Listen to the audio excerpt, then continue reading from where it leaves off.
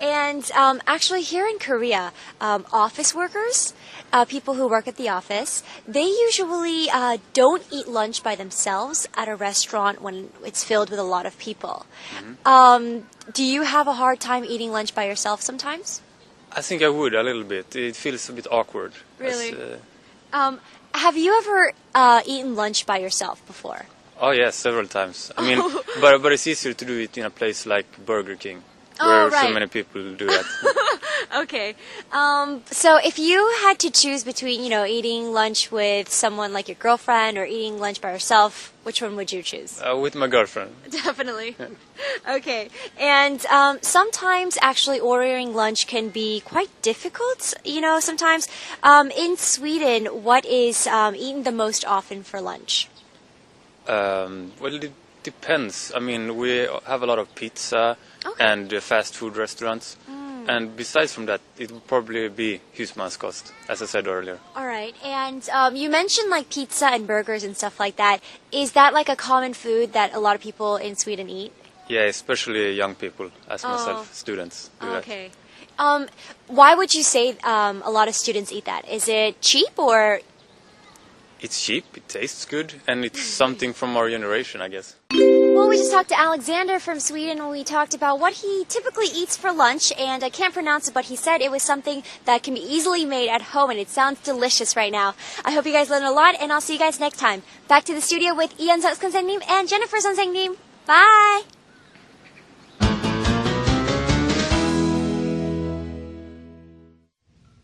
Thanks, Tommy. I think that was husmanskost. 휴즈마스코스. 제가 제대로 발음하는지 모르겠네요.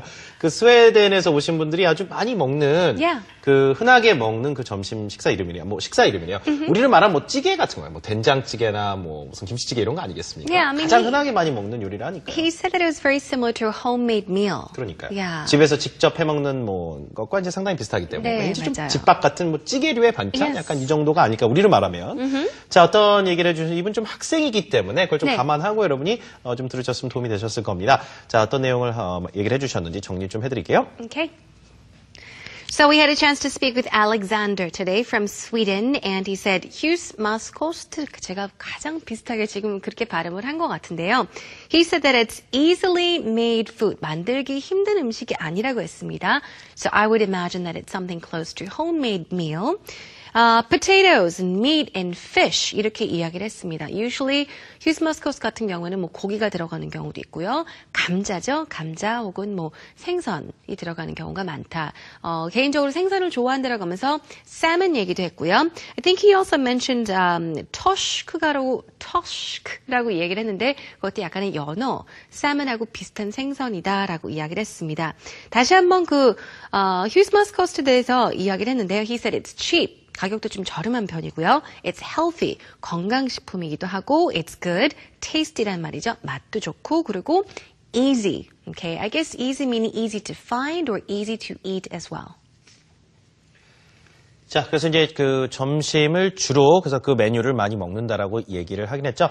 여자친구와 같이 주로 점심을 먹는다고 했습니다. 서로 돌아가면서 음식을 하는 경우도 있고 본인은 약간 햄버거류에 있던 요리를 잘하고 그 여자친구 같은 경우는 이제 그 연어로 만든 요리를 상당히 좀 잘한다. 서로 각각 좀 잘하는 요리가 있다라고 해서 번갈아가면서 해서 먹는 것 같습니다. 혼자 점심을 먹거나 그럴 땐 약간 a little awkward, 약간 좀 어색하다. 우리도 이제 혼자 점심 먹는 거 조금 어색하게 생각하는 분 종종 있으시죠.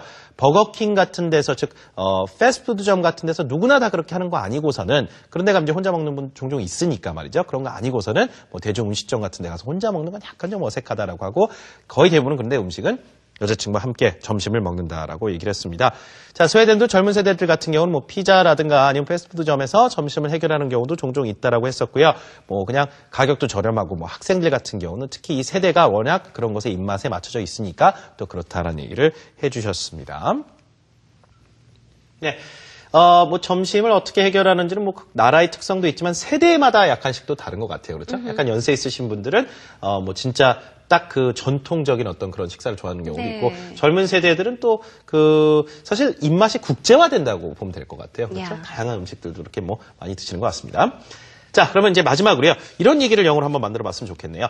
집에서 직접 도시락 이렇게 싸가는 경우도 있거든요. Oh, yes. 그렇죠? You can 도시락 pack your 싸먹다. own lunch. That's right. 자, 그 문장을 영어로 확실하게 할 수 있게 도와드리겠습니다.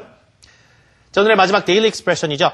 방금 전에 제이프 선생님이 얘기하셨는데 집에서 점심을 싸온 겁니다. pack 하면 포장 같은 걸 하다라는 뜻인데 런치와 함께 쓰면 도시락을 싸왔다는 얘기가 됩니다. I packed my lunch from home today. I packed my lunch from home today. 오늘 집에서 점심 싸왔습니다란 말입니다. 같이 연습하시죠. I packed my lunch from home today. I packed my lunch from home today. Let's do it one more time. I packed my lunch from home today. 자, 오늘은 점심 메뉴 정하는 일에 대해서 이렇게 다양하게 표현을 배워봤습니다. 자, 내일도 점심 관련된 주제들 계속 이어가도록 할게요. 생활영어는요, 저희 홈페이지 오시면 다시 보기 무료로 이용하시고요. 저희가 방송에 사용했었던 교환 내용도 모두 올려드리고 있습니다. Okay, thank you so much for joining us. This has been Jennifer Klein. 지금까지 저는 이현석이었습니다. 다음 시간에 찾아뵙겠습니다. Bye-bye. Bye!